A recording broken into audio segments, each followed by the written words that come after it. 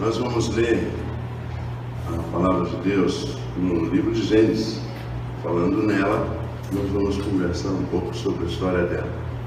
Vamos ler então Gênesis 16, 1 a 16, o texto é um pouco longo, depois também parte do capítulo 21. Diz assim: Sarai, a mulher de Abrão, não lhe tinha dado filhos. Ela possuía uma escrava egípcia que se chamava Agar. Um dia Sarai disse a Abrão: já que o Senhor Deus não me deixa ter filhos, tenha relações com a minha escrava. Talvez assim, por meio dela, eu possa ter filhos. Abrão concordou com o plano de Sarai, e assim ela lhe deu Agar para ser sua concubina. Isso aconteceu quando já fazia 10 anos que Abrão estava morando em Canaã. Abrão teve relações com Agar e ela ficou grávida. Quando descobriu que estava grávida, Agar começou a olhar com desprezo para Sarai, a sua dona. Aí Sarai disse a Abrão: por sua culpa, Agar está me desprezando. Eu mesma a entreguei nos seus braços, e agora que sabe que está grávida, ela fica me tratando com desprezo. Que o Senhor Deus julgue quem é culpado, se você ou se sou eu. Abrão respondeu: está bem, Agar é sua escrava. Você manda nela, faça com ela o que quiser. Aí Sarai começou a maltratá-la tanto que ela fugiu. Mas o anjo do Senhor a encontrou no deserto, perto de uma fonte que fica no caminho de Sur, e perguntou: Agar, escrava de Sarai, de onde você vem e para onde está indo? Estou fugindo da minha dona, respondeu ela. Então o anjo do Senhor deu a seguinte ordem: volte para sua dona e seja obediente a ela em tudo. E o anjo do Senhor disse também: eu farei com que o número dos seus descendentes seja grande. Eles serão tantos que ninguém poderá contá-los. Você está grávida e terá um filho, e porá nele o nome de Ismael, pois o Senhor Deus ouviu o seu grito de aflição. Esse filho será como um jumento selvagem, ele lutará contra todos, e todos lutarão contra ele, e ele viverá longe de todos os seus parentes. Então Agar deu ao Senhor este nome: o Deus que vê. Isso porque ele havia falado com ela, e ela havia perguntado a si mesma: será verdade que eu vi aquele que me vê? É por isso que esse poço que fica entre Cádiz e Berede é chamado Poço daquele que vive e me vê. Agar deu um filho a Abrão, e ele pôs o nome de Ismael. Abrão tinha 86 anos quando Ismael nasceu. No capítulo 21, diz assim: certo dia Ismael, o filho de Abraão e da egípcia Agar, estava brincando com Isaque, o filho de Sara. Quando Sara viu isso, disse a Abraão: mande embora essa escrava e o filho dela, pois o filho dessa escrava não será herdeiro junto com Isaque, o meu filho. Abraão ficou muito preocupado com isso, pois Ismael também era seu filho. Mas Deus disse: Abraão, não se preocupe com o menino, nem com a sua escrava. Faça tudo o que Sara disser, pois você terá descendentes por meio de Isaque. O filho da escrava é seu filho também, e por isso farei com que os descendentes dele sejam uma grande nação. No dia seguinte, Abraão se levantou de madrugada e deu para Agar comida e um odre cheio de água. Pôs o menino nos ombros dela e mandou que fosse embora. E Agar foi embora. andando sem direção pelo deserto de Berseba. Quando acabou a água do odre, ela deixou o menino debaixo de uma árvorezinha e foi sentar-se a uns 100 metros dali. Ela estava pensando: não suporto ver o meu filho morrer. Ela ficou ali sentada e o menino começou a chorar. Deus ouviu o choro do menino e lá do céu o anjo de Deus chamou Agar e disse: por que é que você está preocupada, Agar? Não tenha medo, pois Deus ouviu o choro do menino aí onde ele está. Vamos, levante o menino e pegue-o pela mão. Eu farei dos seus descendentes uma grande nação. Então Deus abriu os olhos de Agar e ela viu um poço. Ela foi, encheu o odre de água e deu para Ismael beber. Protegido por Deus, o menino cresceu. Ismael ficou morando no deserto de Parã e se tornou um bom atirador de flechas. E a sua mãe arranjou uma mulher egípcia para ele. Senhor, nós queremos pedir que o Senhor nos ajude a compreender o texto da Tua Palavra. Dá-nos, ó Deus, a compreensão de tudo que o Senhor tem feito nesse lugar esta manhã. Obrigado, Deus, porque o Senhor já tem falado ao nosso coração. Em nome de Jesus nós oramos. Amém. Amém. Meus queridos irmãos, queridas irmãs, minhas queridas irmãs, meus queridos irmãos, uma máxima que eu acho que nós homens devíamos ter sempre em mente é que nós homens somos machistas. Particularmente eu acho que nós devíamos compreender isso sempre, que nós somos forjados pelo modelo patriarcal, nós somos forjados pelo modelo patriarcal da igreja, somos forjados muitas vezes pelo modelo patriarcal que permeia as nossas famílias, às vezes as mentes de muitas mulheres, inclusive, que estão em nossas famílias. Então, talvez a gente compreender isso, que nós somos machistas, é um caminho muito bom para a restauração e para a compreensão, inclusive, da situação da mulher no Brasil. É claro que não existe machismo reverso. Eu não acredito que exista machismo reverso, como também, obviamente, não acredito que exista racismo reverso. Os negros não podem ser racistas porque eles não fazem parte do grupo que são representados no grupo de poder. Portanto, nós não temos como ser racistas.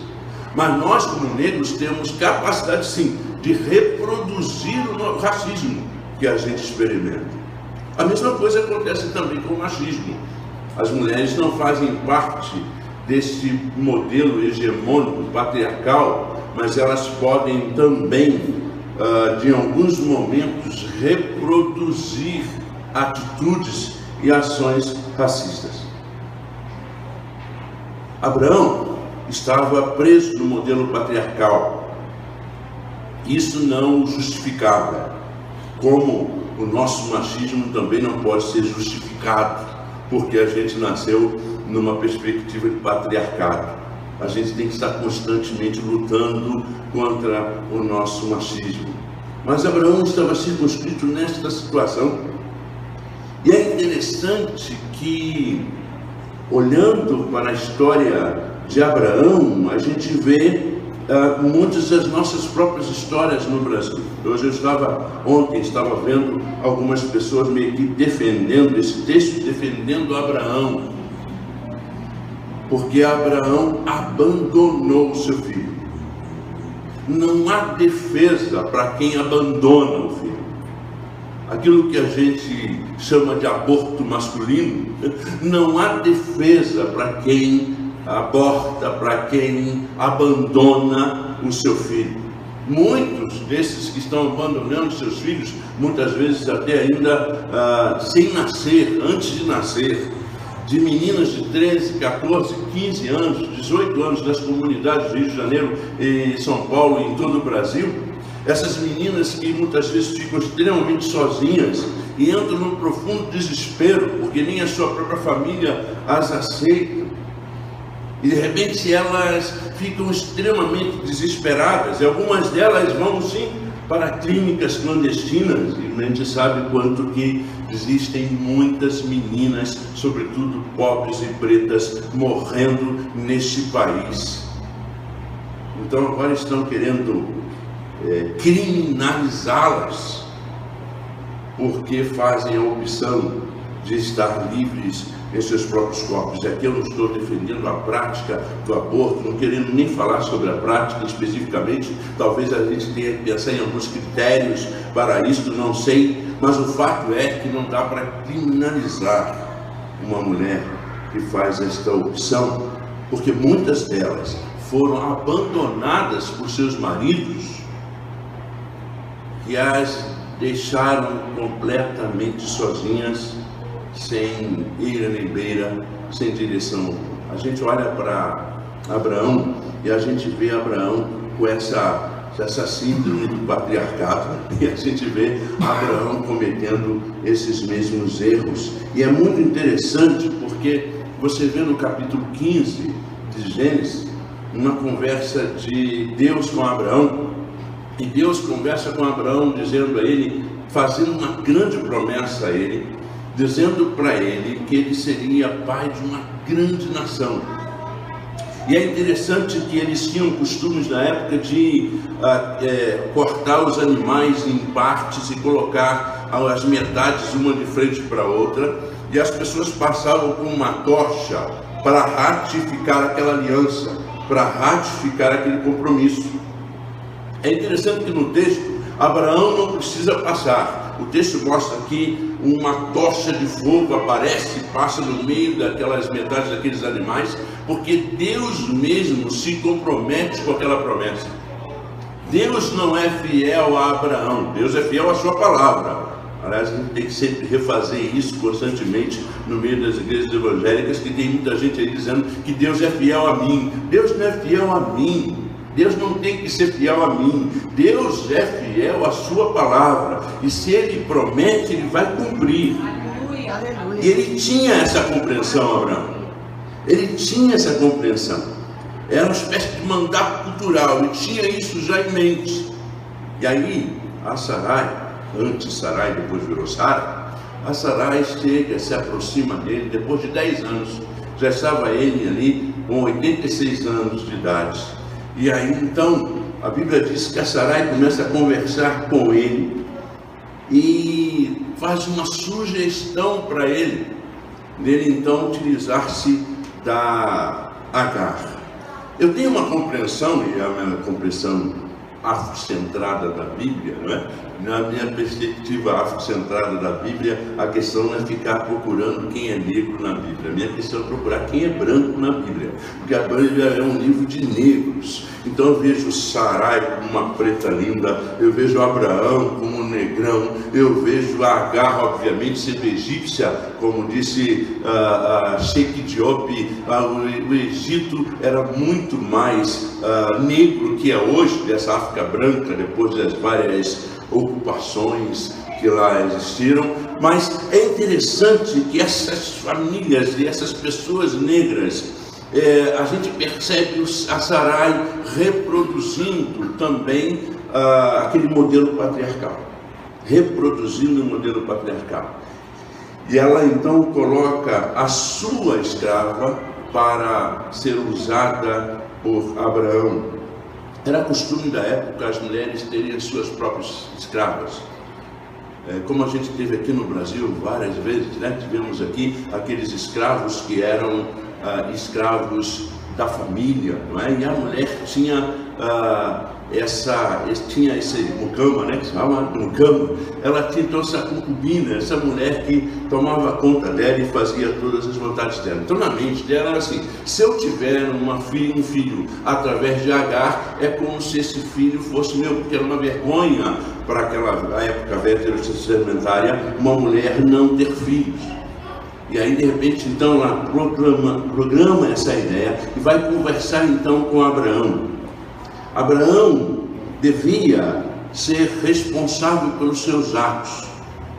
E é interessante que nesse momento Abraão devia dizer não àquela proposta. Mas ele não disse não. Ele utiliza assim, então, eu vou usar a expressão, utiliza-se da Agar. E a Agar então fica grávida. E aí começam as competições existentes entre as mulheres que vêm desde aquele tempo até o século XXI, né? A gente observa que as mulheres competem um pouco uma com as outras. E ela começa então a olhar a Sarai e diz: ah, mas eu estou grávida, você não tem capacidade para ficar grávida. E ela possivelmente começou a ser melhor tratada por Abraão, porque ela já não estava na perspectiva de uma serva ou de uma escrava, mas ela já era a mãe. Então a Sara fica muito chateada com isso e vai conversar com Abrão. E Abrão então, no caso Abrão antes, depois se tornou Abraão, deixa de fazer o seu papel de homem ali. E ele aceita então, dizendo: olha, a escrava é sua, faça o que você quiser. E ela começa então a desprezar, vocês sabem disso, começa a desprezar Agar, e Agar não suporta e vai embora. É uma prática muito clara de quem abandona os seus filhos.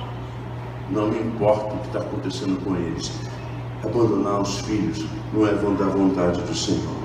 E Abraão devia ter sido responsável pelos seus atos. Depois na conversa que a Sara tem com o próprio Abraão, ele fala: a culpa é sua, tudo isso, nesse momento mesmo, tudo isso que está acontecendo é por sua culpa, porque Deus fez a promessa a você. E ele então, faça o que quiser, e ela continua oprimindo a mulher, e aquela Agar vai para o deserto, aquela mulher vai para um lugar chamado Sur, vai para um lugar onde tinham várias nascentes. E aí lá ela tem uma intervenção de Deus, ela tem a presença de Deus, porque Deus é um pai que não abandona, Deus é um pai que se compromete como mãe, que cuida da gente em todos os instantes, em todos os momentos, e se aproxima dela, e ela então começa a dizer: será mesmo que eu vi aquele que me vê? É muito bonito isso para mim. Você que é mãe, que cuida dos seus filhos, saiba que Deus vê, Deus está de olho, Deus cuida, Deus ouve o seu grito de aflição. Deus amado, Deus ouve o seu grito de aflição. O Senhor está atento. Abraão então não intervém naquele conflito depois que começa a acontecer. E ele simplesmente fica calado, observando as situações acontecerem ali. A Bíblia diz, lá no capítulo 21, que Ismael cresceu. Já tinham se passado 14 anos. Ismael já estava com 14 anos e começa a brincar com Isaac, que já havia nascido. Começa a brincar. E mais uma vez, agora Sara, o nome já mudado, a Sara que riu quando ouviu Deus falando com Abraão. Ela riu dentro de si, deu gargalhadas. O texto hebraico diz que ela deu gargalhadas. Por isso que o nome de Isaac significa risos. Porque ela riu muito diante daquela situação. Como eu, uma mulher de 90 anos, meu marido com 100 anos, como nós vamos ter filhos? Mas Deus cumpre a sua promessa. E aquele menino então ela tem então o seu filho Isaac. E Ismael brincando com ela, mais uma vez ter tomado ela daquela lógica patriarcal, e ela, se ele continuar aqui, ele vai acabar sendo herdeiro, ele tem que ir embora. Ele volta para uma conversa lá com Abraão, e Abraão só fica um pouco preocupado. E é interessante que essa parte do capítulo 21, eles dizem que é um documento eloísta, que tem uma perspectiva diferente. A ideia de que Deus tem que entrar na história para consertar o que os homens fizeram. Então, o texto ali é muito interessante, porque ele dá uma ajuda para o Abraão, onde Deus tem que intervir para resolver o problema do abandono. Isso que Deus tem feito nas vidas de vocês, não é? Deus tem feito coisas maravilhosas nas suas vidas. Deus tem feito coisas maravilhosas nas vidas dos nossos filhos, porque muitas vezes os pais abandonaram, mas Deus não abandona e está sempre presente. E aí acontece então uma outra coisa. ela é expulsa de casa. E ela é expulsa. E é muito interessante porque, mesmo que Abraão precisasse de Deus para a restauração das suas ações, ele ainda continua sendo aquele pai que não se importa e que abandona. Pega um outro e bota água, cuida um pouquinho, dá uma comida e agora vai embora. Vai embora. E aquela mulher vai para o deserto. Vai para o deserto como muitas mães neste país estão indo como que para o deserto, para o nada, sem saber o que vai acontecer com suas próprias vidas, com seus filhos no ventre ou com seus filhos no colo, e ficam extremamente desesperadas. E aquela mulher estava muito aflita, a ponto de deixar o seu filho distante dela, dizendo: acabou a água, ele vai morrer mesmo, eu também vou morrer aqui. Então essa é a minha realidade, essa é a minha realidade. E Deus mais uma vez vem, só que aí Deus ouve o choro do menino. Deus ouve o choro do menino, porque Deus ouve o choro do oprimido, não somente da criança. Deus está ouvindo neste país o choro dos oprimidos. E a cada ano a gente vê a miséria aumentando nessa nação. E a cada ano a gente vê muitas pessoas sendo oprimidas por esse estado de coisa que nós estamos vivenciando neste país. Mas Deus está ouvindo o choro daquele menino. E Deus ouve o choro do menino que foi abandonado pelo pai. Deus ouve o choro de vocês que se sentem abandonados pelos seus pais. Deus ouve o choro. Além de Deus ouvir, a Bíblia diz que Deus protege. Tenha certeza, Deus protege aqueles que foram abandonados pelos seus pais. A Bíblia diz que Ismael cresceu no deserto, virou um atirador de flecha, um exímio atirador, e dele surgiu uma imensa nação. A gente olha os árabes, a força deste povo neste mundo, é algo que me fascina também, porque a bênção de Deus, do mesmo Deus, está sobre eles. Mesmo que eles não fossem da linhagem da promessa para chegar a Jesus, eles são um povo ainda abençoado pelo Senhor, porque se Deus cumpriu lá atrás, Ele continua cumprindo a sua promessa. Fez a promessa lá atrás, Ele continua cumprindo a sua promessa de ouvir o choro e de dar proteção. Amém. Amém? E é interessante observar como que Deus faz com aqueles que são abandonados pelos seus filhos. Não é da vontade de Deus que os pais abandonem seus filhos. Não é da vontade de Deus que os pais não tenham um bom relacionamento com seus filhos. Não é da vontade do Senhor que os filhos sejam oprimidos por causa do abandono. Mas tenha certeza, se isso acontecer, o Senhor vai continuar com as mães que cuidam dos filhos. O Senhor vai continuar com os filhos que choram, vai continuar protegendo-os, guardando-os, fazendo deles exímios atiradores de flechas. Aleluia. Para a honra e glória do Senhor. Em nome do Senhor Jesus nós agradecemos. Amém? Amém. Amém.